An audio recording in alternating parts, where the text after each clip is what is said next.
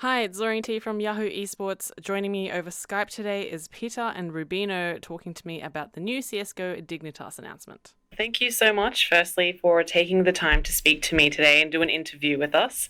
Really appreciate it. And congratulations as well with the new team signing. Thank you very much. Okay, so I'll just get straight into it. I have a few questions for you. They won't take that long, but feel free, if you have any questions yourself, feel free to stop me and ask as well. And Okay. We'll kick off now. So, Peter, you spent a long time as a coach for CLG and IP, and now you're coming back to playing. Did you always miss playing during that time? Why didn't you simply join a team during that time instead of sticking to coaching?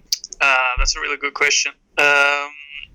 Reason why I didn't immediately come back to playing was because I left the professional career as a gamer to work to work at the bank, to pursue my career at the bank. Mm-hmm. One day I got an offer from CLG, the American organization, to coach them.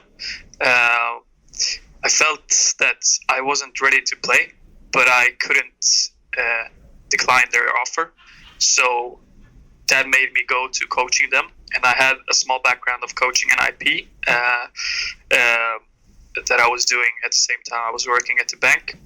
So when I got to the US, I coached them. And late in the venture with CLG, I had to step in and play because we released one player, and the player that we were supposed to get didn't happen. So we were left out of options, and I played. And at the same time, one of my today teammates, Mike Kalele, he said that he really wanted me to get back to playing. He said that his thoughts were that I stopped at the wrong time. Mm-hmm. So basically, I have Mike Kalele a lot to thank for, I guess, because he was the one who got me to start playing again. That's why I'm here where I am today. Mm-hmm. Mentally, do you feel like you have a lot to overcome in the server?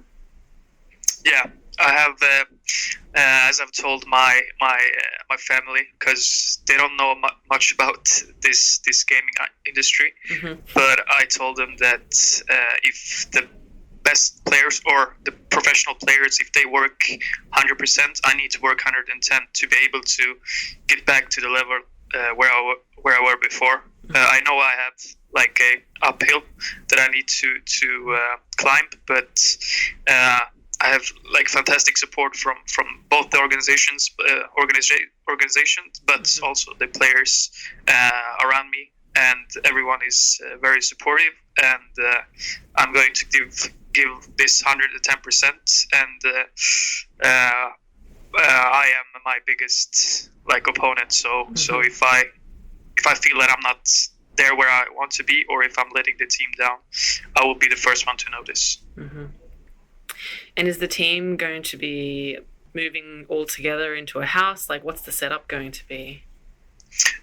We will not move into a house. We will do like regular boot camps where we will meet up and play. But we are on a like some teams tend to go for the whole the whole gaming house scenario, while we are more we cherish the personal life outside of gaming, which means that since we are like 5 players from 3 different countries, 2 from Sweden, 2 from Norway, and 1 from Portugal, Mm-hmm. we like some of us has to leave the family behind, or the girlfriends or whatever. Mm-hmm. And everyone is, I think, 23, 24 plus in the team. The oldest one is 30. So we've come to a point in the life where we just can't let go of everything, meaning that the gaming house is the thing that we will lose on. But as I said in the beginning, I think with regular boot camps, we will gain the loss of not living together. Mm-hmm. What sort of advantages do you think that brings? I mean, you mentioned some of your players are older. What do you feel that offers as a strength versus, say, the younger players? I guess like one basic thing is like with age, the maturity comes. I think having players that has been around for a while has, like, every player in this team has played for a top team. Everyone has felt how it feels to win and to lose, all like uphills and downhill struggles that has been along the way. So, like, if we would have really young guys, of course it would have been one extra factor to think about when you build a team and how you manage practice and stuff like that. But since we have so much routine in the team, that's one thing that we need to think less of. But at the same time, I mean, everyone who's competing in this game or competing in any other sport is that you want to become the best, even if it's more difficult for you than others. But we want to be there, and we need to keep on developing every day, every hour, all the time when we practice. We need to be 100% focused. If we're not, someone else will do it, and that will be shown on the results. Now, you mentioned you, of course, spent time as a coach for CLG and NIP. What did all that time coaching teach you? One thing it taught me was how the structure of a team should be built. Like, what type of players do you need to have? One thing that came to my mind when I was with NIP was like how the roles within the team were set up, but at the same time wasn't. So, like, you had clear type of players, clear type of mentalities and psychology, how they react in a certain situation.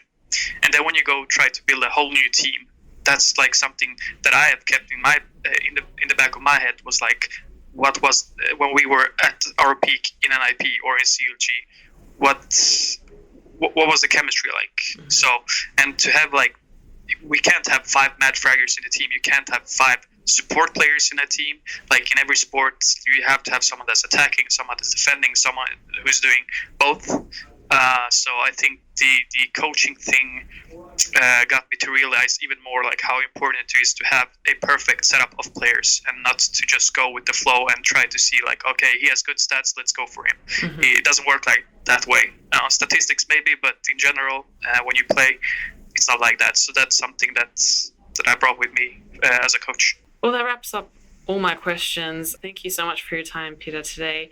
Thank you also. Thank you. Okay, bye-bye. Take care. Bye. Hi, I'm Zoreen. I'm a senior news editor at Yahoo Esports. It's nice to meet you. Nice to meet you too.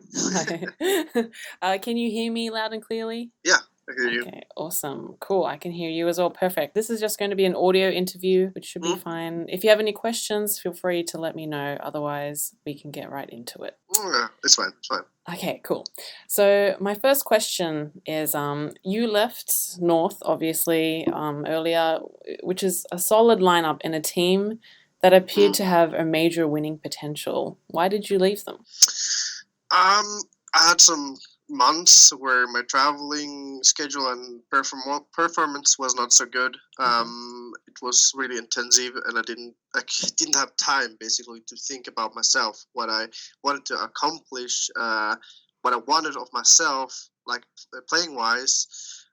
So I needed just a break to think about what I actually want to do. And after a while, just having a pause from basically playing on a professional level, I felt that I was missing it. And when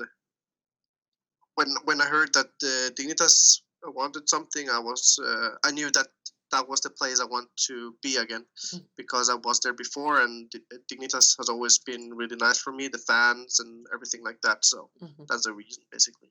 Now, the Dignitas roster seems fairly international. You have players from 3 different countries. What are your thoughts about having such an international team? Well, I don't think it's a problem if people knows how to talk English good. It shouldn't be a problem at all, because it's just to communicate in English, and practice makes make wonders, basically. Like, if you play a lot, you can talk in English, know every spot on English, so it's not a big problem.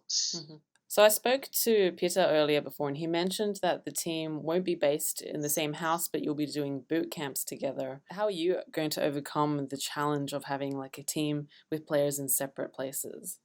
Well, I don't think it's a problem.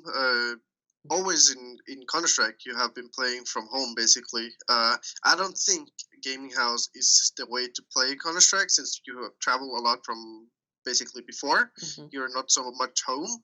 And when you're home, you want to be with your family, girlfriend, whatever you have home. So using some time home is also good. And since CS:GO basically is a really intensive game, you're practicing every day. If you're also living together, you can get really tired of each other and start arguing for nothing and such. So I just see it as good things to not like live in the house. I don't see it Hmm. beneficial or anything like that. I Hmm. think it's enough with boot camps and practice from home. Hmm. So can you tell us a bit more about your role in this lineup? Will there be more or less structure compared to what you had on North? I would say we have tactics.